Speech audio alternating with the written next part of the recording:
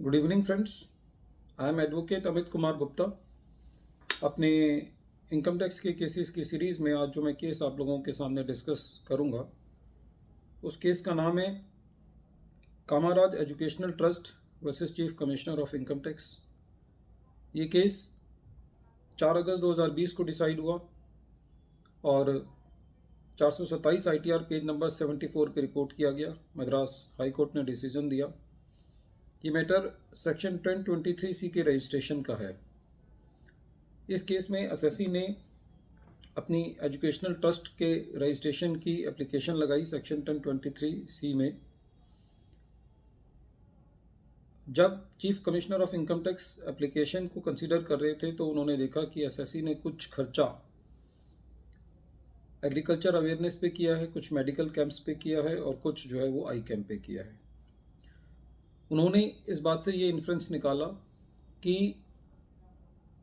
ये ट्रस्ट जो है वो खाली एजुकेशनल पर्पस के लिए नहीं बनाई गई है और इसमें और भी इसके ऑब्जेक्टिव्स हैं। और उन्होंने इस बात को आधार लेते हुए एसएससी की एप्लीकेशन को सेक्शन 1023C में रिजेक्ट कर दिया और ये कहा कि ये एजुकेशनल ट्रस्ट नहीं है। एसएससी अपने मैटर को लेकर के ITAT गया और ITAT ने भी chief commissioner of income tax के मैटर को या ऑर्डर को अपील रखा। Aggrieved SSC Madras high court में गया। मद्रास हाई कोर्ट ने पूरी एप्लीकेशन का अध्ययन किया और ये पाया कि chief commissioner of income tax ने पूरी तरीके से मामले की तहकीकात नहीं की है। Chief commissioner of income tax ने खाली ये देखते हुए कि कुछ खर्चा एग्रीकल्चर अवेयरनेस, आई कैंप, मेडिकल कैंप पे किया है, ये इन्फ्रेंस निकाल लिया है कि ये ट्रस्ट जो है वो खाली एजुकेशनल पर्पसेस के लिए नहीं है। इसीलिए मद्रास हाई कोर्ट ने ये निर्देश दिए chief commissioner of income tax को कि आप इस मैटर को दोबारा कंसीडर करें। कहने का तात्पर्य यह है कि इस एप्लीकेशन को रिवर्ट बैक कर दिया chief commissioner of income tax साहब की फाइल पर और ये कहा अपने ऑर्डर में कि यदि एसएससी ने 3 हेड्स में खर्चा किया है तो उसका इंटरप्रिटेशन ये नहीं निकाला जाना चाहिए कि ये ट्रस्ट एजुकेशनल ट्रस्ट नहीं है।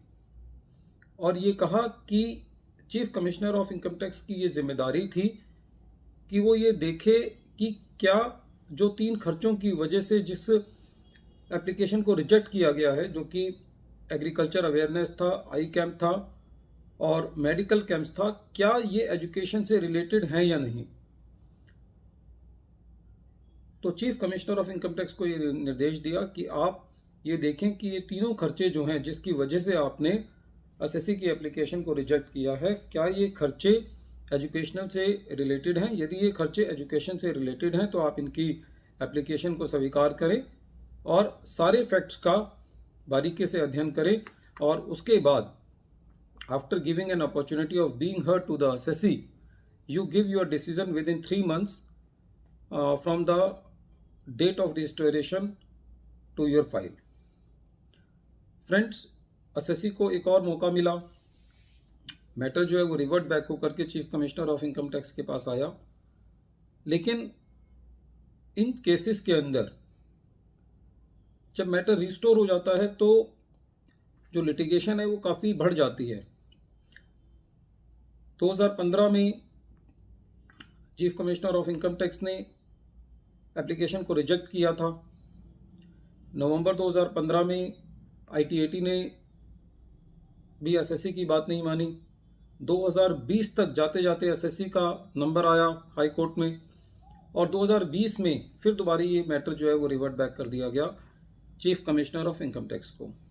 तो ऐसे केसेस के अंदर यदि ये एप्लीकेशन फिर दोबारा chief commissioner of income tax के द्वारा यदि रिजेक्ट कर दी जाती है तो एक एसएससी के लिए एक बड़ी लंबी खाई क्रिएट हो जाती है, क्योंकि उन 5 सालों तक जो भी एसएससी ने अपनी रिटर्न फाइल करी होगी एग्जम्पशन को लेते हुए, वो सारे साल जो हैं वो एक बड़ा टैक्स प्रोन हो जाएंगे और एसएससी को उन सारे सालों में जो उसने एग्जम्पशन क्लेम की है वो विड्रॉ मानी जाएगी और फिर एसएससी को दोबारा आईटीएटी जाना पड़ेगा, फिर हाई कोर्ट जाना पड़ेगा।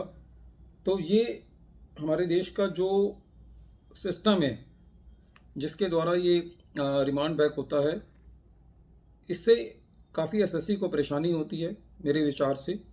और ऐसे केसेस के अंदर कुछ ऐसा प्रावधान लाया जाना चाहिए कि जहाँ पे एसएससी पहले ही अपने 6-7 साल लिटिगेशन में लगा चुका होता है, वहाँ पे थोड़ा सा और टाइम लेकर के कोर्ट्स जो हैं यदि उस मैटर को डिसाइड करें तो ये एक एसएससी के लिए जो है वो बड़ा कल्याणकारी कदम होगा। Once again I am repeating the name of the case.